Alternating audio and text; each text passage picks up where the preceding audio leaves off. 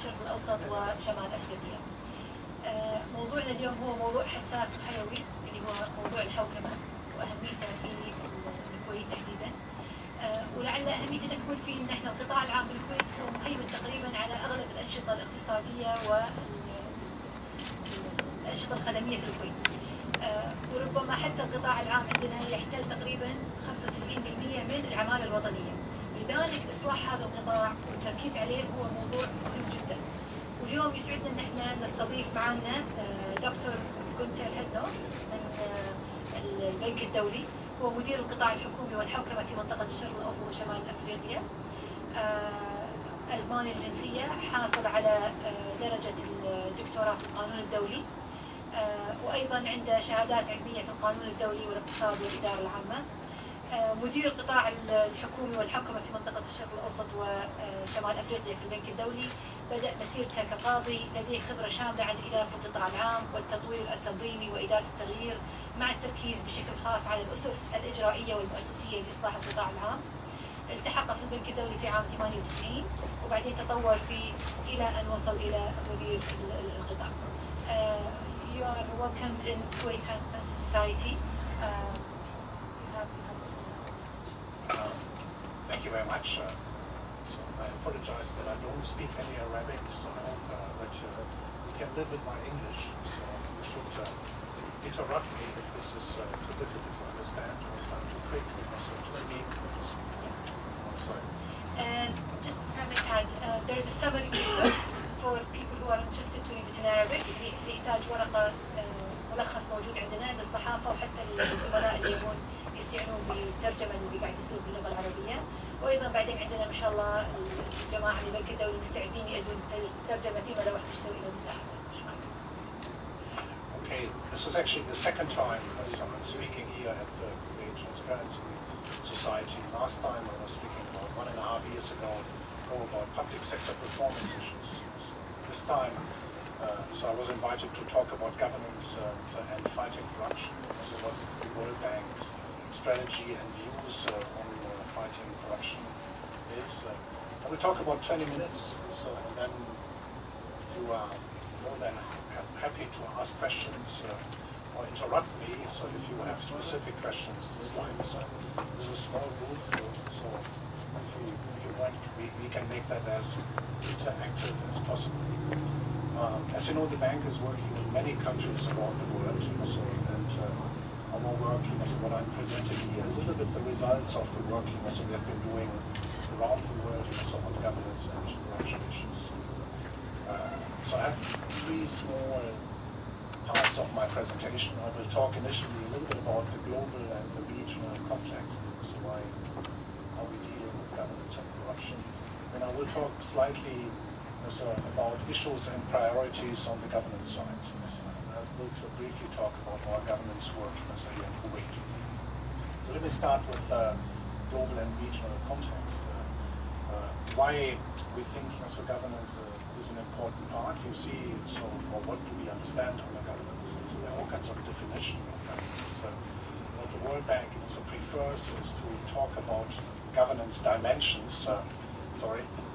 Talk about governance dimensions. And you see here our usual way of looking at governance. So we have basically the political environment, so the political accountability. So which are the political parties, the transparency of party financing, parliament. So we have in the middle the public sector, which is an important element of how good governance is operated in any country. And in the public sector there are issues about leadership, about the way the public management system operates. It's about public finance, about procurement. It's about the way so public services are being delivered. There's then on the right-hand side of the slide, there's civil society and media, so an important element of the governance agenda. Their contributions to a public debate, their interaction with government. There's also the private sector, which has a very important role to play on defining what the governance agenda in any given country is. Then on the left-hand side, you have the system of checks and balances, which is the judiciary, parliament, so which provides in any country judicial oversight. You have the independent supreme audit institutions and so forth. And on the bottom, you have local governments. So that's basically so the way we look at these things. So in an ideal world, so this system is somewhat balanced. So you have public sector, which is controlled, so by the way by the judiciary, so by input from the private sector, by input from civil society and from the media. You have so the political establishment, which is controlled by parliament, so by interactions with so the private sector and so forth. So that's the, if you want, the ideal situation. But in many countries, so this is not ideal. So you have what we call governance breakdowns. So that system is suffering from certain breakdowns, and you can see some of the breakdowns here. So you have, for example, very little implication of civil society in state affairs. So you have quite a lot of corruption, you have weak institutions, weak procedures, you have political corruption, state capture, you have secrecy, information asymmetry. And this basically leads to what we call breakdowns in the governance system. And that's something so which we try to address through the work so the World Bank is doing around the world. Why is this important? You can see, so from our point of view, so governance has a lot of impact on economic growth. So that's what our research confirms. So we know that, so for example, in environments where you have a high governance quality, so investment share of GDP is higher, so than in other countries which have a weak governance system. So this is basically so the evidence we have. We also know that people have more money in their pockets. So in environments where you have a strong. What's meaning GDP, please? It's the the national gross domestic product. So, Yeah. okay, sorry. So I don't. No. Yeah. So sorry. So, and I'm happy for those questions. Yeah. GDP, gross domestic product, which is how you measure so the economic power of the state. So that's basically how this is being measured. Again, so this is simply to show that governance has an economic impact, and that good governance has a positive economic impact. We estimate that so as a percentage of GDP, we have a 2% increment of good governance. So if we have a good governance system, we have 2% more of economic growth. That's basically what we estimate. That is as evidenced so by some of the research we have done around the world. You also have very practical implications of good governance. So that's the first graph here. So on the left upper corner, you know that in systems where you have a weak governance environment, infant mortality is much higher than in systems where you have a good governance environment. But then on the bottom left corner, you know that in weak governance environment, the rule of law is lower than in environments where you have strong governance.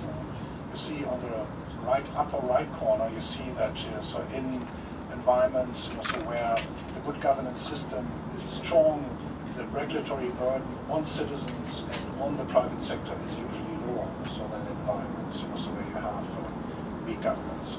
And you know that that's the upper, the lower right-hand slide. So there's a correlation between the income of people and the voice and accountability. So in an environment where voice and accountability is strong, the income per capita is usually higher. So that's again evidence from the World Bank. So coming out of our economic analysis work around the world.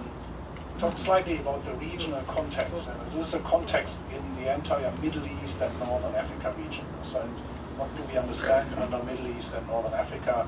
So this is the entire North Africa part. This is Morocco, Tunisia, Algeria, Egypt. This is the Middle East, with Lebanon and other countries like this. And these are also, of course, the countries of the Gulf Cooperative Council. So overall, if you compare this region with other regions around the world, and this comparison is with Latin America and with South Asia, you can see that this region is weaker on governance indicators across the board.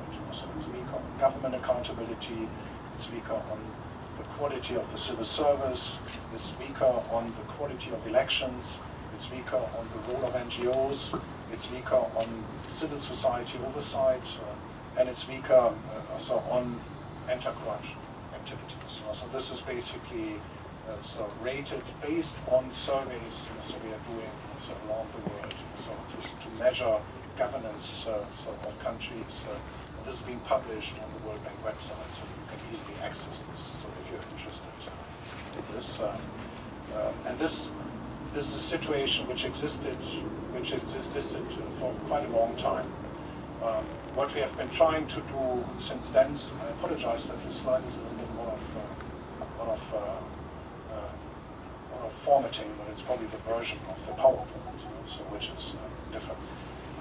So you could see that since the what is generally being called the Arab Spring, these issues of governance are put on the table very proactively in most countries we have been working since then. And so the discussions usually started in countries like Tunisia, Egypt, Morocco, so around issues like there was a very high concentration of political and economic power in the hand of very few people. So there was a lot of lack of transparency of how government operated. There was a general feeling that the system was a system of social injustice and a system of lack of dignity. And there's a lot of inequality in the system. And on the private sector side, so a lot of problems with the level playing field. So what do we mean by that? We mean that so that companies are actually treated equal, not that some companies are treated differently from other companies. So these were things which emerged initially out of the dialogue we had in countries like Egypt, Morocco, Tunisia, and other countries in the region. And out of this came, if you want, a first attempt to try to come up with a reform strategy. So what should countries be doing to address those issues which are emerging from the discussions in the civil society. And these discussions basically and these reform strategies focused on three big pillars: on transparency, accountability, and participation. And you can see some of the activities which were debated in these countries. Under transparency, for example, in Egypt, Tunisia, Morocco, there was a lot of debate on improving access to information, because the general feeling was that the state doesn't share enough information with the general public. If you really want to have an informed public debate about socio-economic issues, you have to share information. There's no other way of doing this. There was a lot of debate about, so why is government not sharing its decisions with the private sector, with the civil society? So transparency of government decisions was a big issue there. And finally, there was a lot of debate about conflict of interest issues, that people who are either public or elected officials have their hands outside economic activities, which is something which creates a potential conflict of interest. On the accountability side, that's the second pillar. There was quite some debate about why are public services so poorly performing across the region. I will come to this a little bit later in more detail. Why is that not? Why are there not independent monitoring of government activities, as you can see in many countries around the world, in Latin America, East Asia, South Asia? And why do you have institutions of accountability in these regions which are not performing? So anti-corruption agencies usually not performing, supreme audit institutions which exist on paper but not performing. And finally, the third pillar, the question on how do you can make sure that civil society and private sector can participate more proactively in the design and implementation of government policies, something every government has on its radar screen, but very few governments in the region have actually implemented. So that's something, again, so these are first wave of discussions, so the bank and other development partners had with governments in Tunisia, Morocco, Egypt. So just to give you a flavor of the gist of these discussions. And you can see, if you look back now, so about 2 years, so there were some achievements. So if we look at, so the activities, so you can see around the world, so around the region in these things. For example, so this issue to push for more freedom of information. So you can see that quite a number of countries in the region so have meanwhile passed legislation so on freedom of information. I know that Kuwait is also considering so these type of issues. That's something so which we think is very encouraging. If we want to do something about transparency, that's certainly a very good starting point. You can see at the same time that so governments are still struggling with issues like budget transparency, sharing information from the Ministry of Finance, and with conflict of interest issues. On the accountability side, you can see that so in some countries there are actually very strong reforms on trying to strengthen so the expenditure side, so making budgets really more stick, making outcomes so from the budget much more visible also to everybody, also strengthen institutions of accountability. And some countries are mentioned here which we think have done quite a significant strive on this. This is Tunisia, Morocco, but interestingly also Iraq. So Iraq also has done quite a significant work on strengthening the expenditure side. Then on the participation side, you can see again so some progress in trying to move the public service so towards a more participatory model that people do understand in the public service, that in order to be effective, you have to talk to the people, you have to talk to the private sector to make that more effective, and you cannot just sit so in your offices to do that. And you can see that so quite a number of countries so have launched reforms to this end.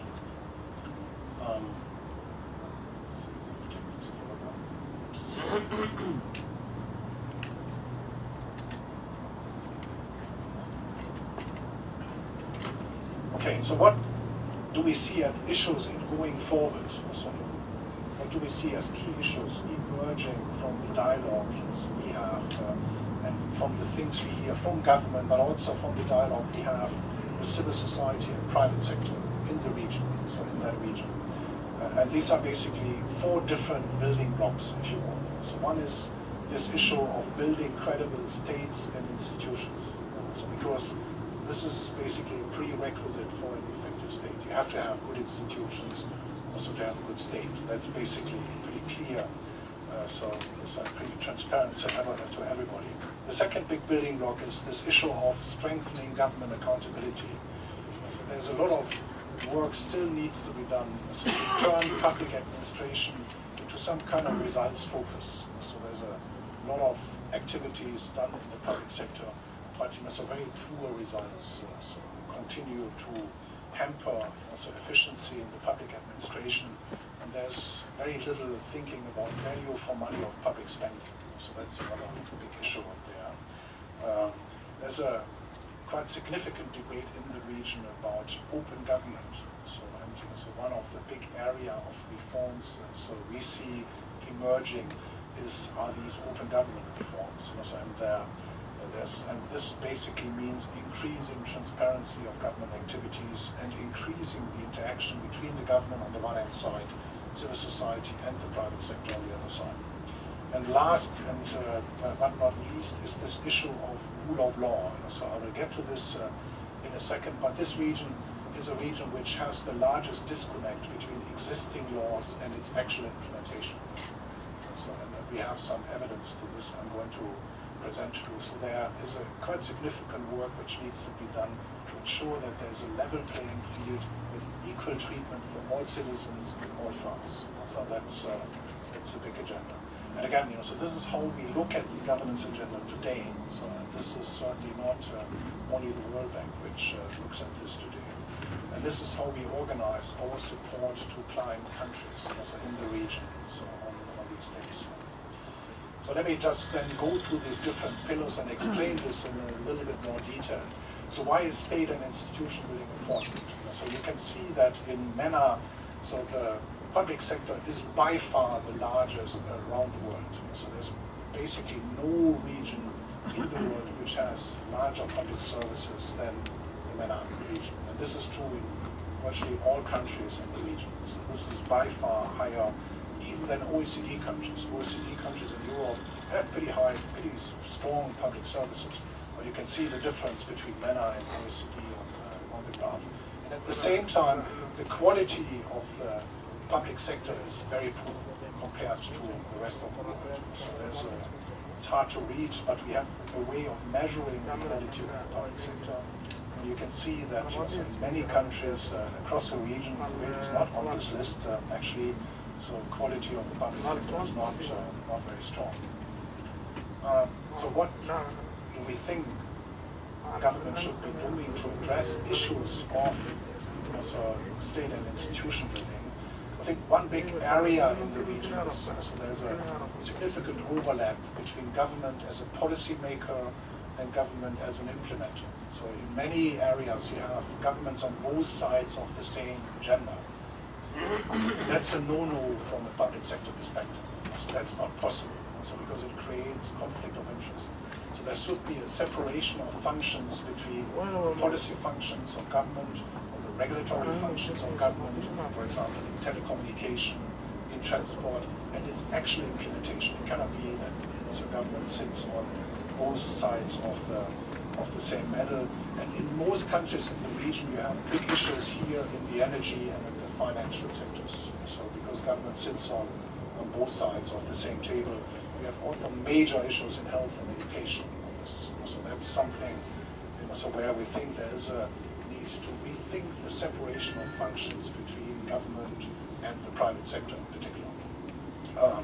The second is, so you have some countries which go through post-conflict activities, and therefore there's a need, of course, to support countries like Iraq, Yemen, Libya, so on state and institution building programs.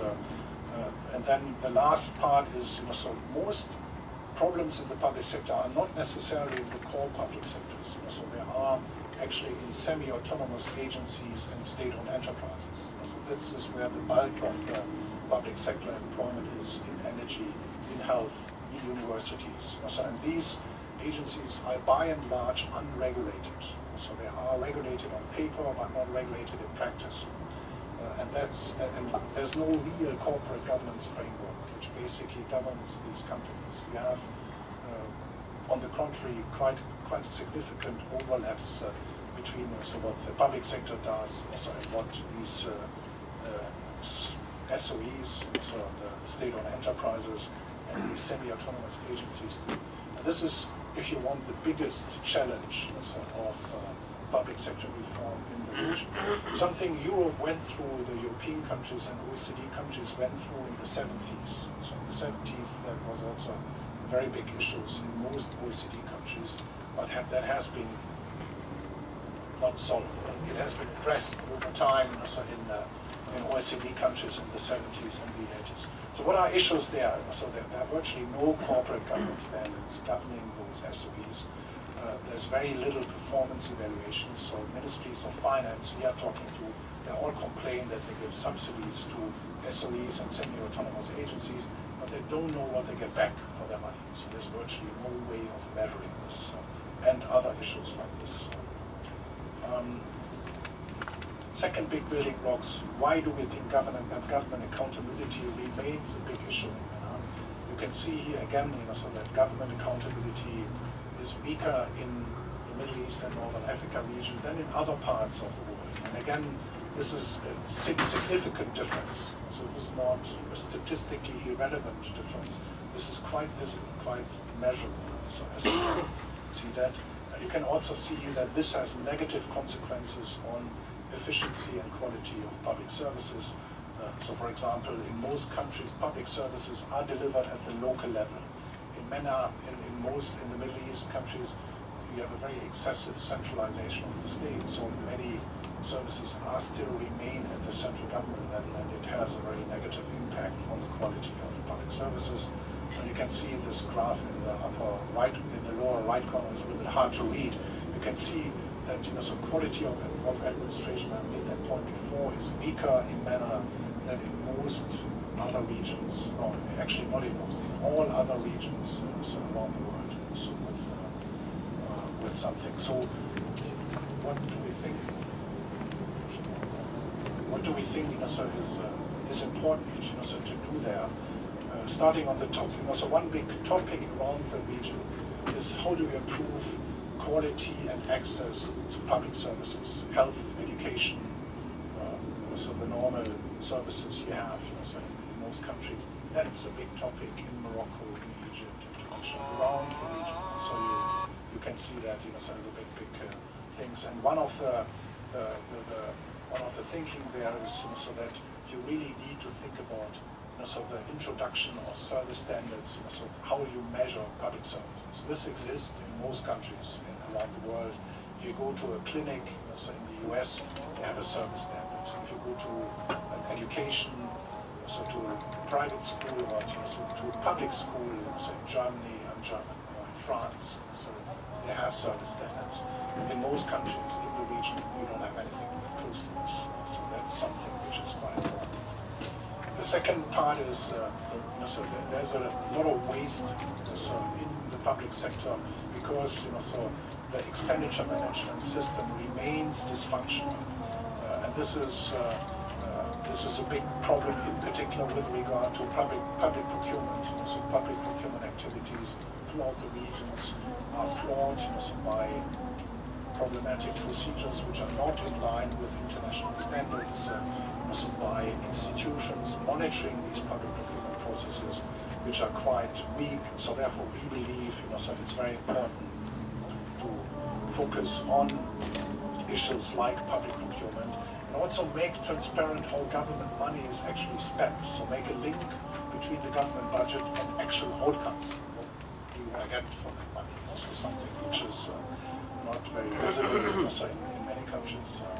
Then the lower left corner, you see that so from our experience, so most of government activities are better delivered at the local level. So there's a lot of evidence from Latin America, India, Malaysia, where you go, so that service deliveries are stronger at the local level. So therefore, our recommendation to governments in the region is to think about local government reform, to change the excessive centralization of the state and try to push local government reforms a little bit more aggressively. Third big building block, so why we think open government reforms remain an important topic for the region. We can see that so access to information, budget transparency, overall freedom of the press and of the media are still major issues in the region. So again, so this compares these three graphs compare MENA to the rest of the world, and you can see this is still weak compared to international standards. So there's a big issue there of trying to address those things. So what are we suggesting to do? So we have done a lot of work on access to information, internet access, transparency of government operation in quite a number of countries. But this is just the beginning of a lot of work which remains to be done. I mentioned already Tunisia, Morocco, some work in Egypt on this. There's also a lot of interest for government to join what is called the Open Government Partnership, so to signal to the international community and to investors in particular that they are committed to more transparency and open government reforms. The Open Government Partnership is a relatively new multinational initiative, which basically was developed by Brazil and Mexico, to promote transparency, to empower citizens, and to promote e-government applications to make government more effective. It's excuse me. It's now consists of 53 countries who have signed this memorandum of understanding with the Secretariat and the World Bank and other donor organizations like OECD and the IMF are supporting this open government partnership, so through technical assistance. That's actually very interesting, in particular for a country like Kuwait, which has done a lot of strides in the transparency part. So to look at this is an interesting initiative, which also gives a lot of peer support. So, for example, in in Tunisia, which is another country which is interested in this. So the Mexican government is supporting the Tunisian government. So very practically, on implementing some of the reforms. So it's not the World Bank or any consulting firm doing this. So this is really peer exchange between governments of Mexico and Tunisia. Something which I think is a very, very good idea. Last part, last pillar, if you want, the strategy to improve governance. So I talked about this earlier. So you can see that corruption is a major issue still in the region, in most countries, and that's something which remains to be taken into consideration.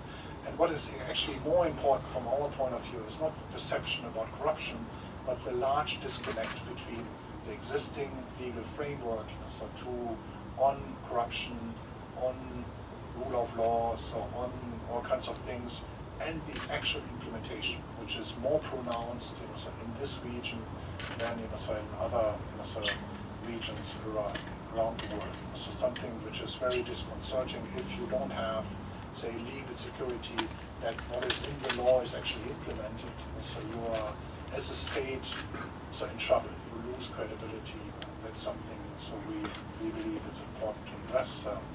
So how do you strengthen the rule of law? So one big agenda, which is an agenda in most countries in the region, is this issue of level playing field for citizens and firms. So for example, when we did this analysis in Egypt and in Tunisia, so there's basically, you could see that there are basically three different regimes, regulatory regimes. There was one regime for large multinational firms and pretty wealthy individuals, which was by and large okay. There was one regime basically for the small and medium-sized companies and for normal citizens, which was very, very heavy on bureaucracy and on corruption. There was one regime for the ruling elite, which was basically no regime. They could do what they wanted. So this is well documented actually. So in Egypt and Tunisia, and you can read those reports on the World Bank website. And this basically created a lot of problems for the governments. You could also see that on the fight against fraud and corruption, there's quite a lot of attention given to anti-corruption activities. But anti-corruption is very hard to prove. So I'm a judge by training, so I can tell you that if you come before a court of justice and try to prove basically corruption cases, that's very hard to do. Because most of the activities are in the gray zone between mismanagement, fraud, so not necessarily corruption. So what we basically recommend is to spend these activities a little bit broader and think about issues like, so how do you address mismanagement in the public sector? How do you address fraud in the public sector? How do you address waste, which is in most parts of in many government activities? How do you address issues like conflict of interest and corporate governance activities? And also something which spans this fight against fraud and corruption much broader than the initial activities which are done there. And then another area of this is this issue of in many parts of the region, the judiciary and other parts of the legal framework are relatively weak, so they have very low credibility. So, for example, in most countries, if you invest as a foreign firm, so you use offshore arbitration law with rules to deal with legal issues, because you don't have any security to deal with the judiciary in these countries. So in order to change that, there has to be more focus on improving the access to and the quality of the judiciary. That gives you a little bit of an overview of the current discussions we are having in quite a number of countries. So as I told you, the countries where we are engaged in range from Morocco, Tunisia, Libya, Yemen, Lebanon, Egypt. So it really goes through the list of countries: Saudi Arabia, Oman, UAE. So what do we do in Kuwait? So that's basically, if you want, a little bit my last slide before I stop there. I think, so in Kuwait, so there are two big building blocks on the government's agenda. So we have been working with, so on request of the government of Kuwait. One is to help strengthen the regulatory framework for the fight against corruption. So the bank has provided advice, so to things like, so the legislation on income and asset disclosure for the public sector, on the freedom of information legislation, on public procurement, and on the code of conduct legislation, also for civil servants. And then there's parallel institution and capacity building work also going on, so which focuses first and foremost on the Ministry of Finance, help the Ministry of Finance benchmark its system vis-a-vis international standards, so to get a sense on where is the system. And so one of international standards is this public expenditure and financial accountability assessment paper, which Kuwait has done, so to get a sense on where our priorities. And then other work basically goes into the modernization of the tax administration, helping the Ministry of Finance build capacity, also the development of a roadmap for public and fixed asset management, also issues around helping government strengthen project cycle management in order to improve the quality of large investment programs. So these are some of the examples of the work here. I stop here and hope so that you have many questions. Thank you very much for your attention.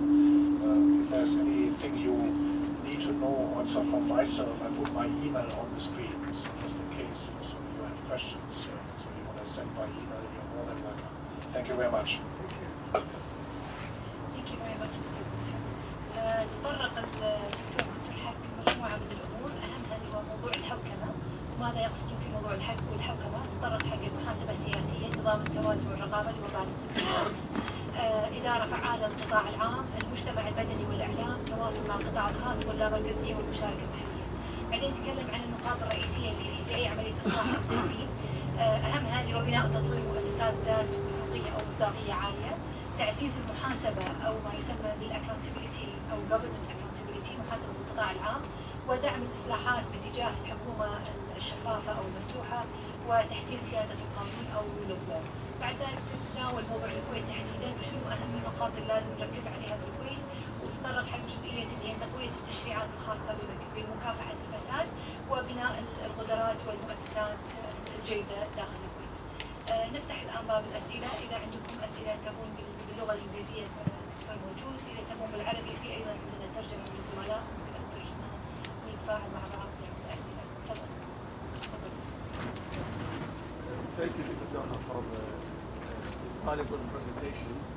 I have a question regarding how you strengthen like the government standard or the public service standard. This is a very critical issue because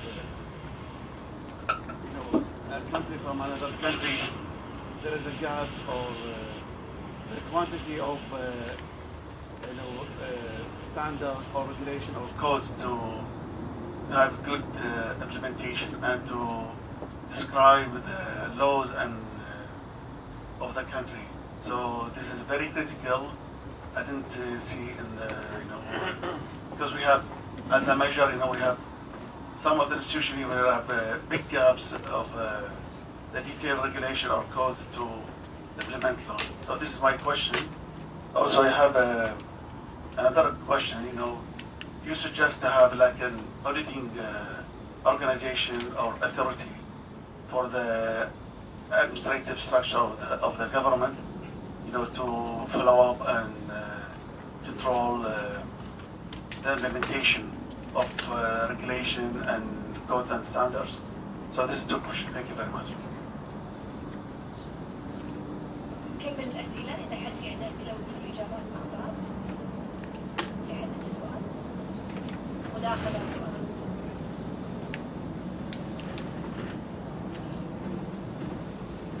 Thank you, Doctor, for the presentation. My question is regarding the governance dimensions. As I understand it, it looks like an integrated system. While there is no 1, 2, 3 universal guidelines on how it should be implemented. My question is, who should be leading the efforts to? While, I mean, we understand that the public sector dominates the economy here in Kuwait, but you can't rely as well on the public sector. So who do you think should be it? And another question is about having civil society and media in the same block. Media in like democracies is owned by the private sector. And I have my personal reasons to have to like having civil society with the media in the same block, but I'd like to hear yours. Thank you.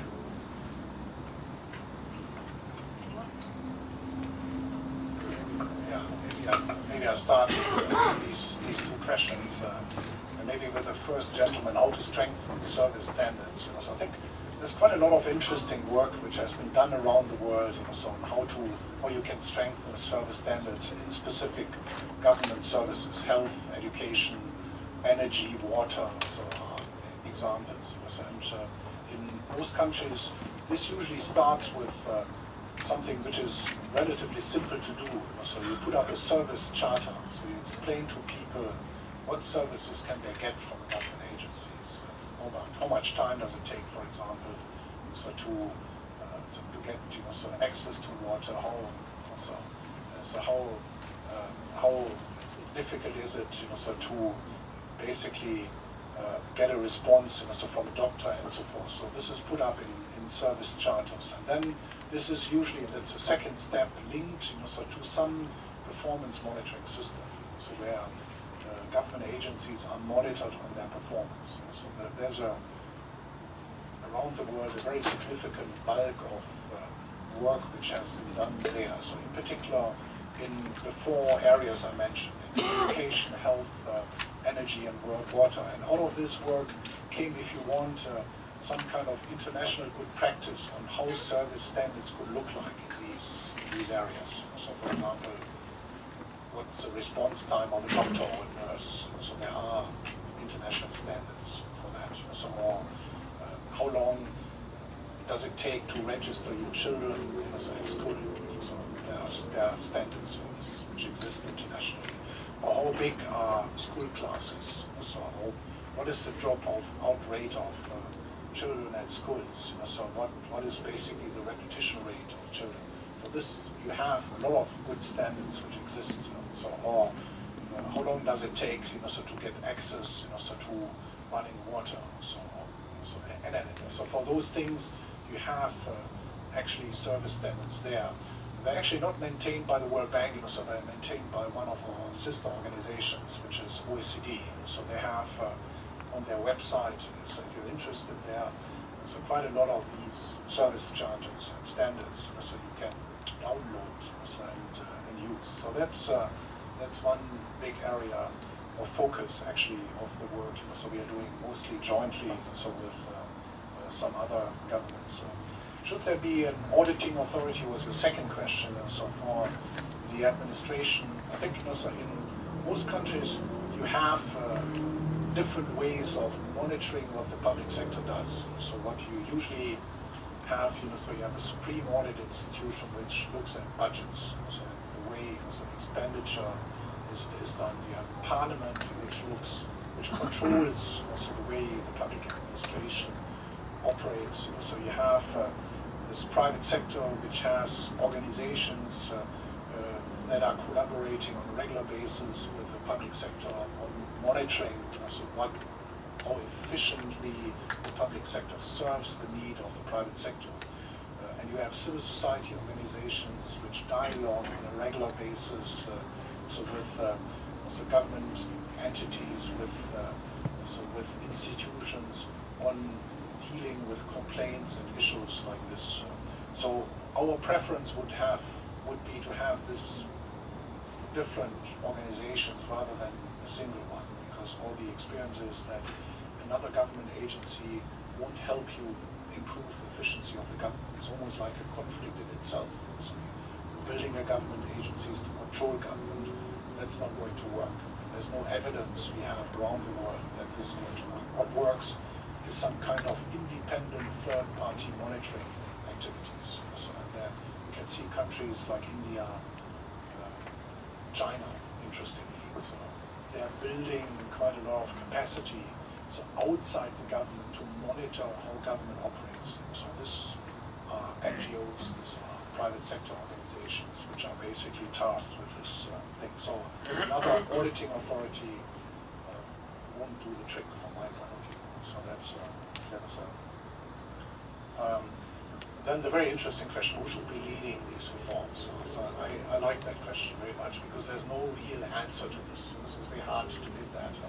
So you can see if you basically go back so to governance reforms so in countries like OECD countries, you can see that most of these reforms actually came from middle class and from the private sector. So if you have countries which have a growing middle class, which is concerned about service delivery, which is concerned about how money is spent, which is concerned about so how education for children is organized, which is concerned about getting access to running water and to energy. This is a real powerhouse for change. If you go around the world, you can see this now in countries like India and China. So this is basically, so India has a 250 million middle class. I can tell you they're very vocal. So they're demanding services, and they're demanding change from the government. And secondly, private sector. The private sector is a very important vehicle so to convey messages to the government. So in many countries, the government then tries to appease so the public sector by having some Mickey Mouse institutions which basically have a dialogue with the private sector, but there's virtually no real interaction, policy design and implementation between government and the private sector. You can see that this backfires over time. That was happened in OECD countries. Private sector basically went somewhere else. It's as simple as that. So France is a good example. So in France, the government in the 80s was so arrogant that they thought they didn't need to talk to the private sector. So the private sector left the country, so big time. And then so the government had a lot of problems to bring the private sector back to France. So you can see that this is also things countries that Europe was struggling with. Last question, civil society and the media in the same block, good question. So I think from our point of view, so we treat media as a subset of the civil society group. This is simply how the World Bank structures this, so we can also separate this. So if you want, there's no real intention behind that. We think that so the media is, if you want, so a channel of the voice of the civil society. So how do civil society groups interact with the government? Usually also through media, so through radio, so public radio, and through some newspapers and so forth. So that's something so we have learned so over time, and that's why we put that into the same block.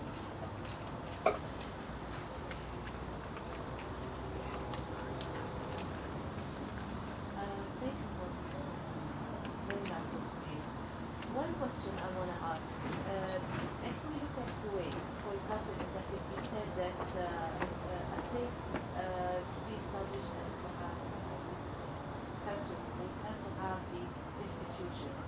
And if we look at Kuwait in the 50s and 60s, we found that the state of Kuwait has found the very important institutions which was lead in the area to have a very important institution to establish a state. And that leads us to have now in the 21st, 22nd century that we should be able to have non-corrupted state, good institutions doing their role. You said that one of the things that's measurement, performance measurement for public sector. I believe that Kuwait as well has done or used the UNDP to put the performance measurement for the public sector, for their own public sector, for ministries, and we did not see anything because so people who are in power knows that these things has to be done to be able to see some good result. Unfortunately, nothing nothing has been implemented. What I wanted to say, that a decision has to be there, a willingness has to be there. Second, enforcement of law has to be there to be able to reach all these good governance public sector. So I think these three things has to be there to be able to reach what we aim to. As I come from a private sector and I serve a private sector, code of governance, we wanted to put and we try to encourage our companies to go for and to do a code of practice for good governance.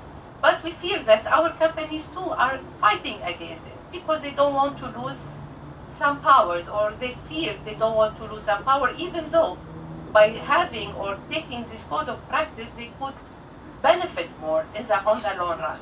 So education again, and in this area should be media should play a big role about this issue. I have a question as well. You've mentioned, I like that statement, building a governance entity to monitor another government will not do the work.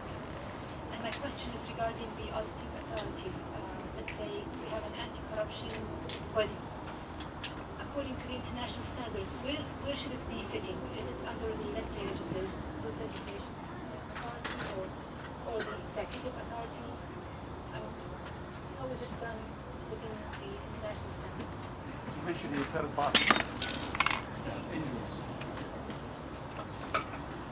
Yeah, let me try to answer these two questions again.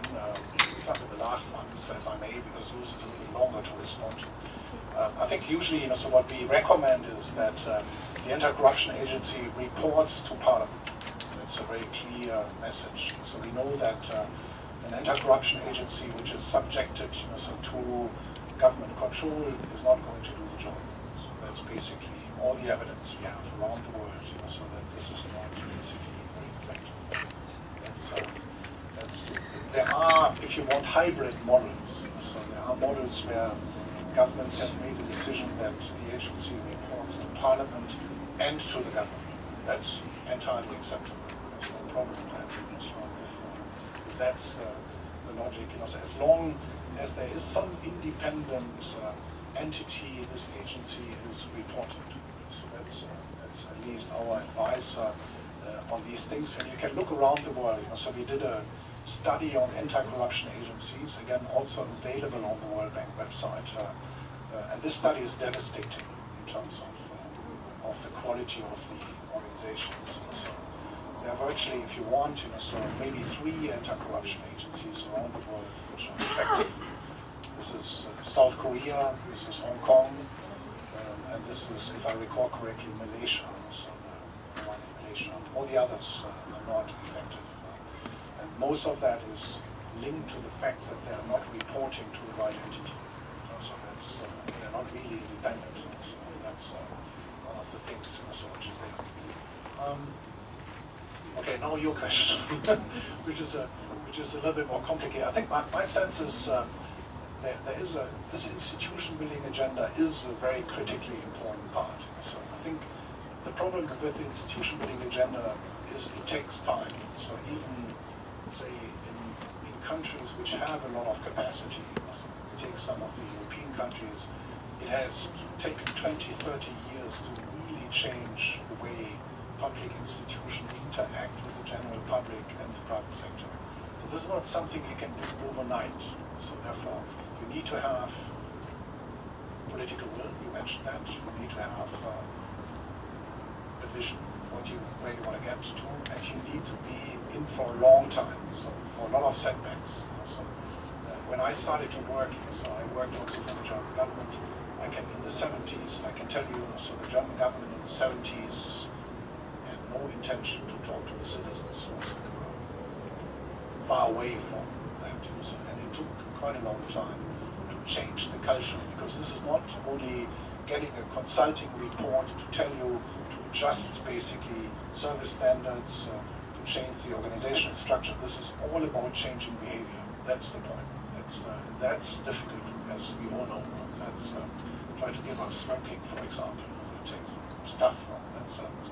And so it's the same quality. So changing behavior is something you can only do over time. So you need to have a lot of leadership and guidance from the top, from the management, so to do those things. And you need to be under constant pressure. Like for example, in Europe, so the government was under constant pressure from the middle class, from the private sector, so to change the dynamic, so in the public sector. And this basically then led to openings. So and then once you had some openings and people could see it's actually not a problem to talk to the civil society and to the public sector. It's actually good to talk to people outside government. So it's fruitful, it's constructive. So then so this dynamic really changed. So, and you can see, and I really recommend so if you want to see that today, go to China and to India. So you see that dynamic coming in these countries. These are countries which have a very inflexible, heavy administration. So and if you go to some Indian states like Karnataka in India, the dynamic which is created by these gradual change in behavior is just amazing. It's quite impressive to look at this. This happened in my countries many years back, so when I was much younger.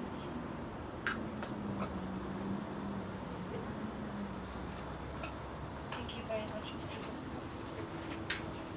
شكرا لكم. يعطيكم العافية. Thank you very much to all of you.